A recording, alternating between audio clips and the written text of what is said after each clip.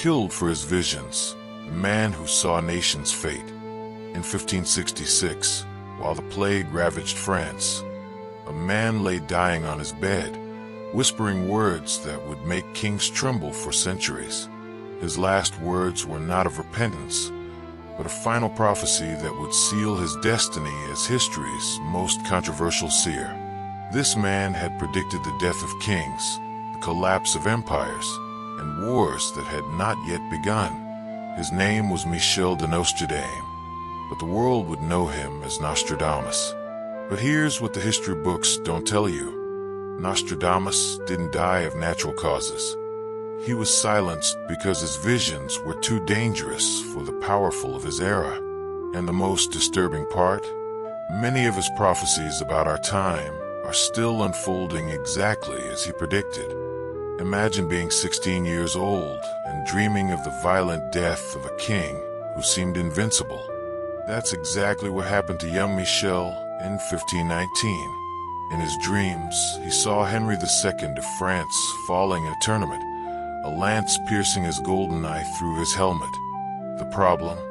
Henry II wasn't even king at the time, and tournaments were considered safe sports for nobility. 40 years later, in 1559, the prophecy was fulfilled with astonishing detail. During a wedding celebration, King Henry II faced Gabriel Montgomery in a tournament. Montgomery's lance shattered, and a splinter pierced through the king's golden visor, penetrating exactly his left eye. Henry agonized for 10 days before dying, exactly as Nostradamus had written decades before.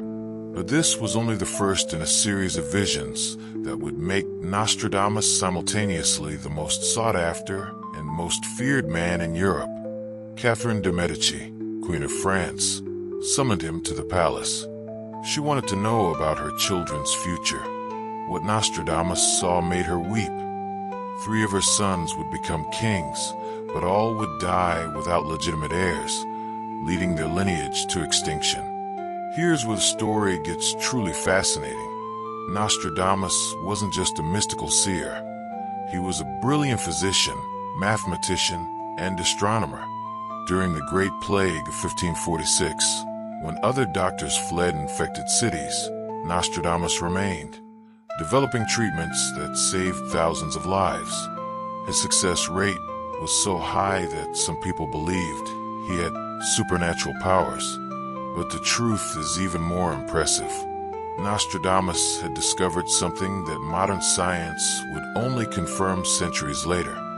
Historical patterns repeat in predictable cycles. He studied astronomy, mathematics, ancient history, and even Hebrew and Arabic texts forbidden by the church. Combining this knowledge with extraordinary intuition, he could calculate when and where certain events would repeat. His Centuries, books containing 942 prophecies written in cryptic verses, weren't just mystical predictions. They were complex calculations based on historical cycles, planetary movements, and social patterns he had identified. And here's the chilling detail. He wrote these prophecies in code not out of mysticism, but from fear of being executed by the Inquisition. In 1564, 2 years before his death, Nostradamus made a series of predictions that made his elimination inevitable. He predicted the fall of the French monarchy, Napoleon Bonaparte's rise, mentioning him by name, the 2 great world wars of the 20th century, and something even more disturbing, the emergence of 3 antichrists who would devastate humanity. The first antichrist, according to his prophecies, would be Punay Laurent, an almost perfect anagram for Napoleon Roy, Napoleon King. The second would be Hister, a clear reference to Hitler, even mentioning his Austrian origin and obsession with ancient symbols. But it was his description of the third Antichrist that truly frightened the authorities of his time. Nostradamus wrote about a leader who would come from the East, who would use terror from the heavens to subjugate nations, and who would provoke a global war at the beginning of the 3rd millennium. He described weapons that would make fire fall from the sky, and and a plague that would spread throughout the entire world, forcing people to cover their faces. In June 1566, Nostradamus called his assistant and made a shocking statement. "Tomorrow, at sunrise, Michel de Nostredame will no longer be here." The next day, he was found dead in his office, apparently a victim of gout and arthritis. But witnesses reported strange details. First, his most important documents had disappeared. Second, there were signs of struggle in his office. Third, a strange substance was found in his wine cup, something that doctors of the era couldn't identify, but which had characteristics similar to arsenic. The most disturbing part, Nostradamus had written about his own death. Returning from embassy, the king's gift placed in safe place. "No more this one," was called by God. Close relatives, friends, blood brothers, found dead near the bed and bench. But why would they kill the man who had faithfully served the French crown? The answer lies in a specific prophecy he made about Catherine de' Medici. He predicted she would be the last of her lineage to rule France, and that after her death, a bloody revolution would eliminate the monarchy forever. For a queen obsessed with power, this prophecy was a death sentence for the prophet. Here's where Nostradamus' story becomes truly chilling for our era.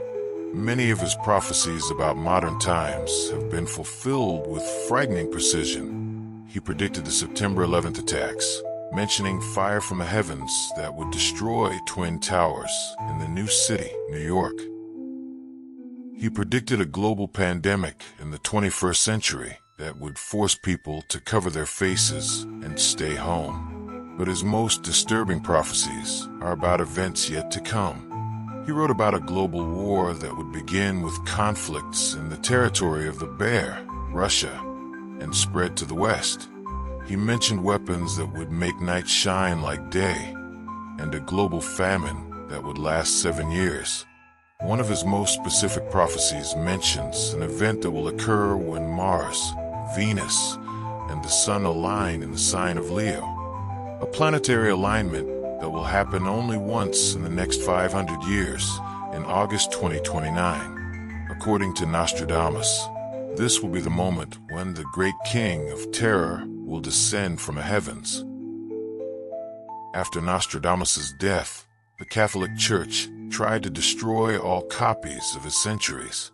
The Inquisition considered his prophecies the devil's work and burned hundreds of manuscripts. But some copies survived, hidden in monasteries and private libraries for centuries. In the 18th century, during the French Revolution, his prophecies resurfaced with astonishing force. He had predicted the almost exact date of the fall of the Bastille, the execution of Louis XVI and Marie Antoinette, and even the rise and fall of Robespierre. French revolutionaries carried copies of his prophecies as guides for their actions. During World War II, both the Allies and Axis used Nostradamus' prophecies as propaganda. Hitler was obsessed with the idea of being the Hister mentioned in the centuries, while the English distributed pamphlets interpreting the prophecies as evidence of the Nazi regime's inevitable defeat. Recently, historians discovered documents in the Vatican secret archives that reveal a shocking truth about Nostradamus. In 1565, 1 year before his death, he had been secretly summoned by Pope Pius IV for a private audience. What they discussed remains classified to this day, but the Pope's personal letters, discovered only in 2019, mention terrible prophecies about the Church's future and the need to silence the French seer. This discovery confirms what many researchers suspected. Nostradamus was eliminated not for his predictions about kings and queens, but for his visions about the Catholic Church's future. His most dangerous prophecies, those that remained secret for 450 years, speak of scandals that would shake the Church's foundations in the 21st century. Scandals we're seeing unfold right now. But here's the most disturbing detail of all.